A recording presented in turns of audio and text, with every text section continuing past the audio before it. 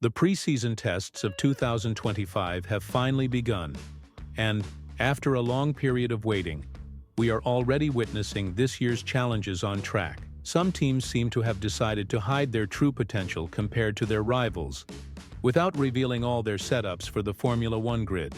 Ferrari being a prime example. Even after being the fastest driver in the first sector throughout the entire morning session, Hamilton showed himself, in a renewed manner, to be quite impressed with the car's performance, despite the lap times not fully reflecting that performance. Could Ferrari set the pace from Australia? And how much of their performance are they truly reserving for future moments, including at Bahrain? In Bahrain, the first opportunity in which Hamilton and Leclerc could adjust their driving styles to a car that evolved so intensely that it changed by 99% compared to the previous season was very revealing. The initial session ended with Hamilton posting a time of 131.834 seconds, completing 70 laps and securing the fifth best time on the track. The fact that he was extremely satisfied with the car's behavior, even while being 0.4 seconds behind the fastest driver of the morning session, as noted by Antonelli Guez, indicates that, although this segment is not as crucial as finding the perfect balance, it is nonetheless a positive sign for extracting the maximum from the SF25. Despite encountering some difficulties, with instabilities observed in Turn 4 and Turn 11 that affected his lap times, Hamilton generally appeared solid and confident in the car, a trait that does not always reflect in the numbers. He himself commented that at this moment, it is not necessarily the lap times that matter, but rather finding the ideal balance and confirming if the car meets the expectations formed over the past months. This is probably his most crucial mission. Thus, Ferrari might be a little out of sync, as not only did they fall short in delivering the expected lap performance with Hamilton, but the car's balance also needs further adjustments, as demonstrated by the 7-time world champion's instabilities, which point to several areas in need of refinement. Leclerc also faced issues during the afternoon practice session. Although he showed high competitiveness and lap times close to Hamilton's, the car's balance still does not accurately reflect the true pace of the SF25 at this moment. This difficulty is similar to the one McLaren is experiencing, as both teams are struggling to find the ideal setup. On the other hand, Ferrari displayed remarkable stability through the turns, a point noted in Fiorano, where the car is able to attack low-speed corners much more aggressively than its predecessors. This allows the drivers to brake later, maintain better balance on corner entry, and sustain a higher speed throughout, a potential that has not yet been fully exploited at either Bahrain or Australia. During the second part of the tests, shortly before the energy drop, Leclerc managed to record the fastest lap, highlighting the strength of the car's rear performance. Joy and Palmer also commented on this aspect, though they noted that even though the car appears to be carrying a considerable amount of fuel, there is some sluggishness in medium-speed corners, attributable to the factors already mentioned. One of the challenges that the SF25 will need to address as soon as possible is the understeer in medium-speed turns, possibly caused by the accumulation of rubber on the track,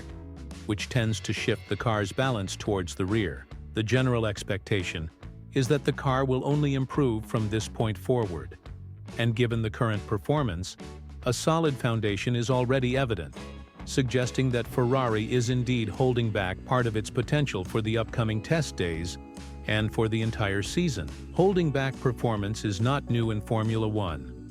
All top teams adopt this strategy to reveal only what is necessary and not to hand over all their cards at once. Moreover, this first day of tests showed that instead of taking too many risks, teams are focused on confirming whether the projections and simulations from recent months will translate on track.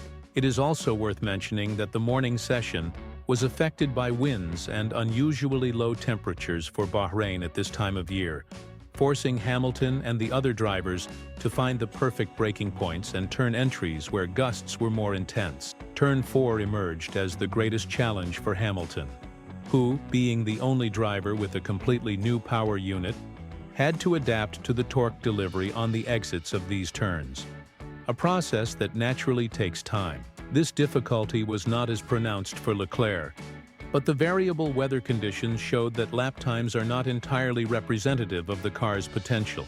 In summary, the focus now is on finding the perfect balance and ensuring that each driver can extract the best version of the car in Australia on the 16th of March. Ferrari also demonstrated very good performance in high-speed corners, especially on entry, and so far the only area that requires extra attention is the combined traction issues, a problem the team also struggled with around this time last year. But why is there so much excitement over Hamilton's debut, even with so many aspects to be improved? The commentators from Sky Formula One have been receiving positive vibes since his debut, and Alex, the son of Martin Brundle, stated that Lewis arrived at Ferrari energized and managed to transmit that energy during the pre-season tests. He noted that Hamilton seems revitalized, maintaining that energy throughout the off-season. The driver already showcased his maximum speed in turn 11, benefiting from a slight tailwind and consistently taking a wider line at the apex of the same turn.